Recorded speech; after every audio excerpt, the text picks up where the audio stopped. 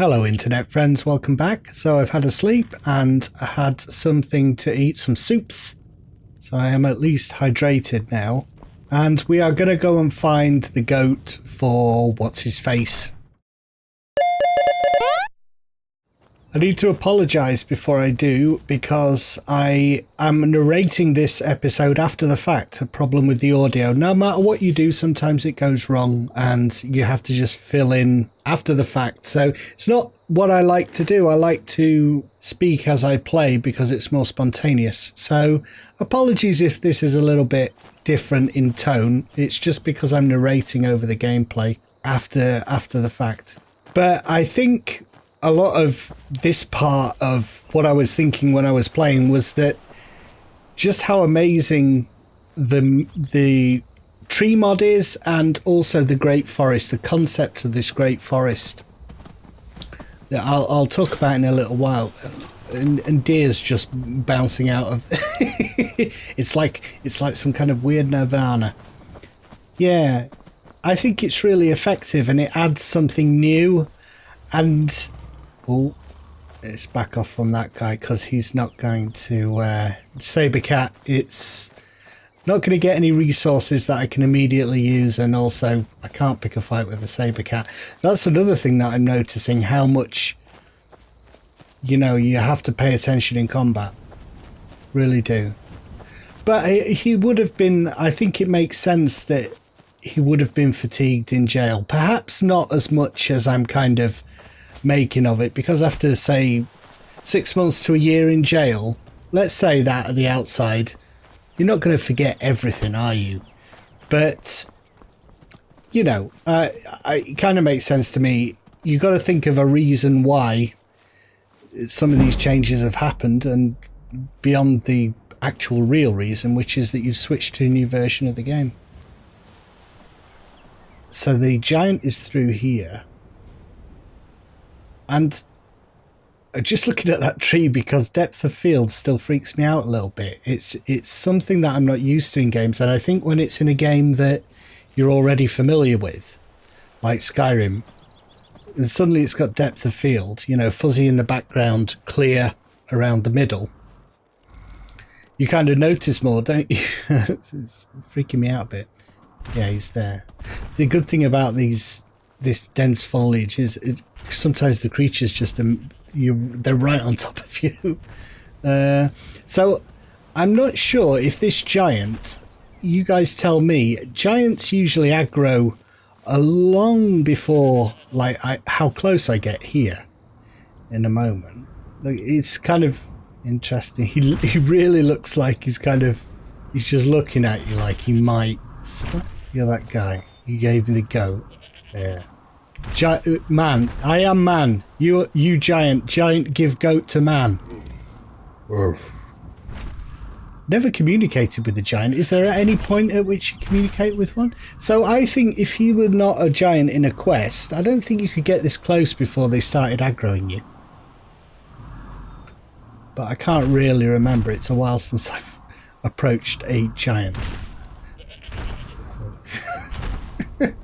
You big lumbering fool. There is a mod that makes the giants huge, but I kind of like the size that they are. There you go, and he's immediately aggro. Yeah, so I hope you're enjoying the series so far.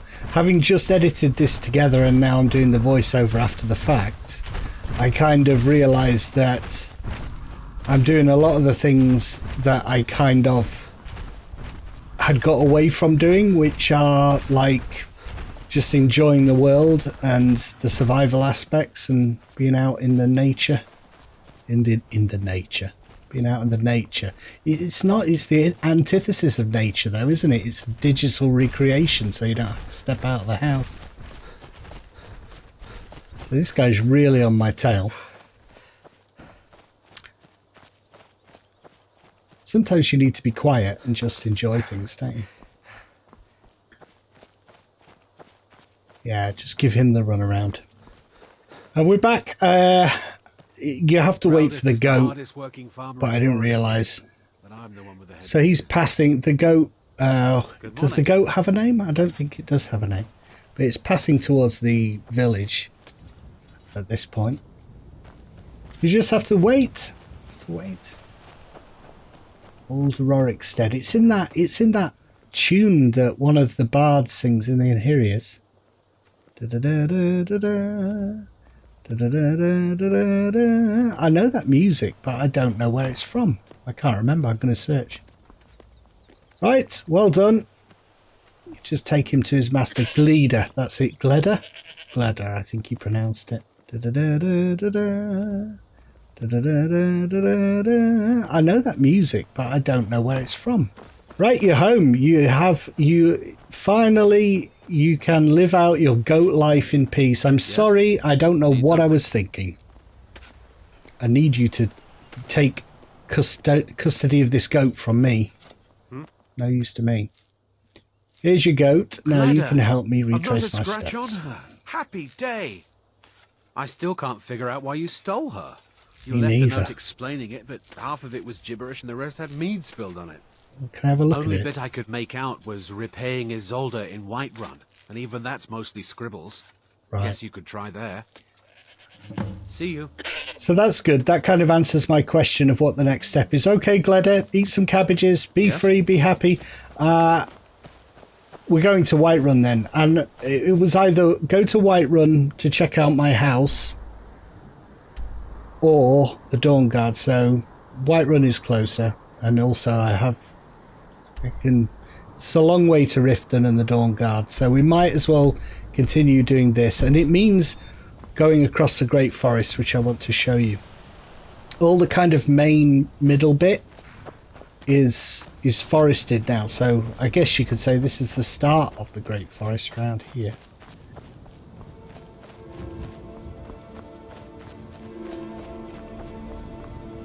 So it completely changes the feel as you cross like the middle of the map towards Whiterun.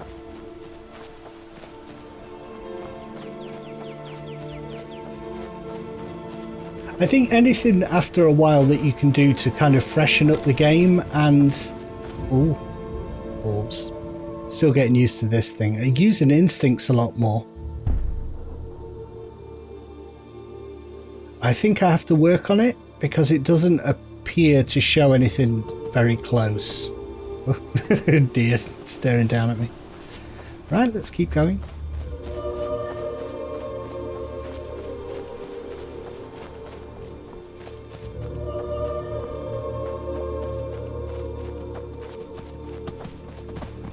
I'd forgotten how much kind of this character is really instinctual. I didn't put much thought into him. He just grew. Look at the trees. It's amazing. You have to forgive me. I'm kind of like half the time I'm just stopping and looking at things. So this, all of like, I looked at a kind of an indication from, I think it was on the mod page. So all this is like forested now. Like I was, oh, there's a fox. They make a kind of a panting sound. There is, and you get the sense of loads of wildlife all over the place, just like that. Big stag. Can't shoot it though. Look at all these deer. They're everywhere. It comes out of the trees all of a sudden. Can't get a shot. They're just dodging in and out of the trees. Oh my god. Stop where you are.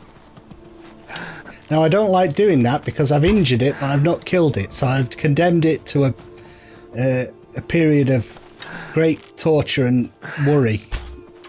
He's going to be worrying. Just everywhere. I mean, look at that.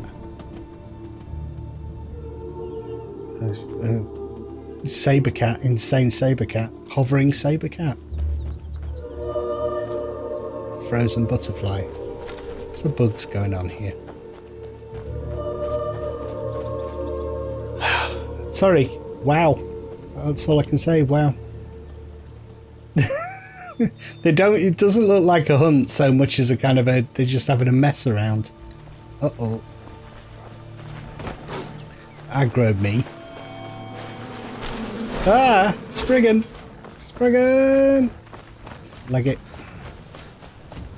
Don't worry, I'll spoil it. I get away from the Spriggan, but what's coming up is a kind of a farce, a pure farce, as I try to make up for my crapness against everything by attacking a mud crab. I'm sure you can... They have actually loads of them have aggroed me there. Try and go across the walk like a convict, you know, and you get rid of your scent so it throws off the dogs. I don't think it throws off Spriggans. You just have to run very, very fast. What was I saying? Don't know what I was saying, really.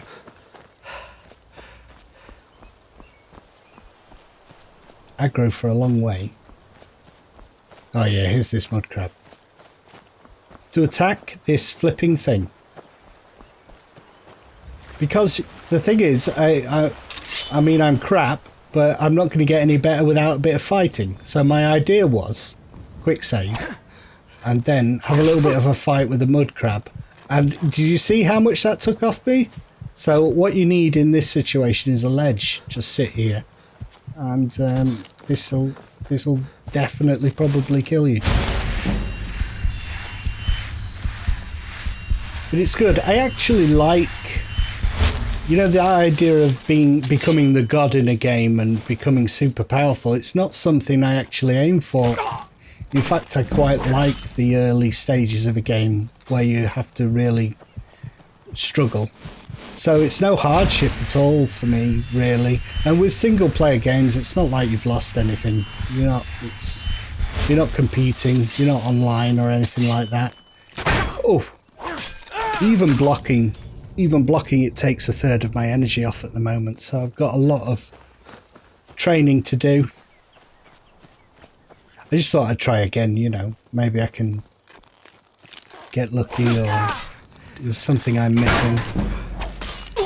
Feel like you might get a critical hit or something. I think that happens in Wildcat, but you know, not gonna work. So we are leaving. Halfway there, halfway to Whiterun. I think a lot of this stuff is kind of wish fulfillment, isn't it? It's like, how many of us would really want to go out into the wilderness and have to forage for ourselves in the cold and the rain and be uncomfortable? But we still yearn to do it, and we fulfill it through games a lot of the time. I know some people don't. I've heard from people who really, you know, they play Skyrim or games like it that, you know, cater to that when they can't get out in the wilderness themselves. I wonder if I can attack wolves, actually do some damage. Yeah. So wolves appear to be the thing that I need to fight. Wolves and skeevers for a while. The only thing with doing this when they run off is that it's sometimes hard to find their corpses, so you have to do a bit of instinct. I think the corpses show up when you use your instincts, for a little while at least. And I could also get some meat and pelts. I've not been showing all of the little, you know, I killed a skeever at one point. I'm not showing that in the video because, you know, if I showed every little thing, each of these videos would be an hour long and very boring. So let's field dress, skin the part, and you see as the time passes, so it's night time. So I think probably I need to set up a camp here, and the main thing is to get the tanning rack going. So we got the camp.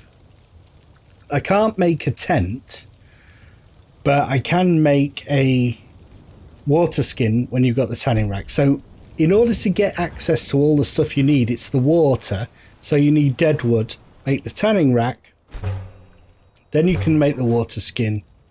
And you can potentially, I think if you hunt for long enough, get a tent together.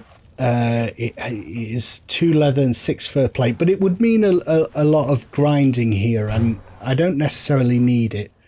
You just need 1 fur plate, which is made from a hide, to get a bedroll, and that'll do for now, I think. But the fur cloak, which is actually, I think this is the one I was wearing when I first started this playthrough, so we're really back to Back to where we were. Just cook up all this stuff. There's the skeever meat.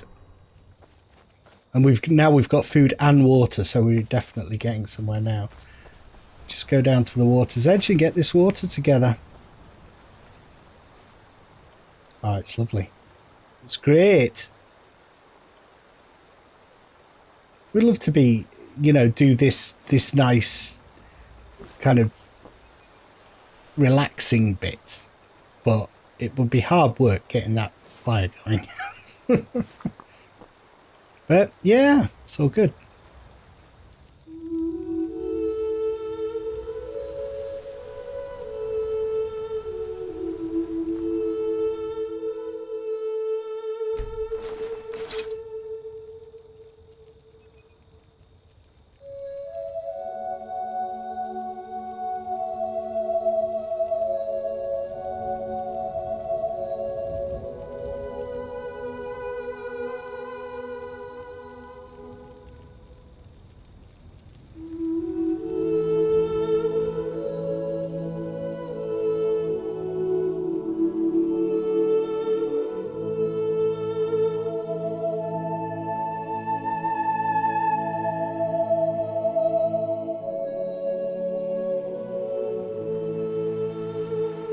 Fantastic weather first thing in the morning.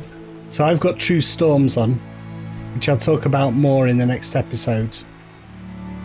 Alright, so this is where I've actually got voiceover for the final part, so I'll hand over to my past self as I recorded. Thanks for watching, guys, and I'll see you in the next episode. Do like and share if you get a chance. I'm going to be absolutely drenched. God. I just want to stop for a minute and look at this. Oh God, I can't. The head is suffering from frostbite. I'm freezing to death. God. Right. What can I do about this? Is there anything I can do to help myself? Oh, just on the map there is there's a town. It's Whiterun.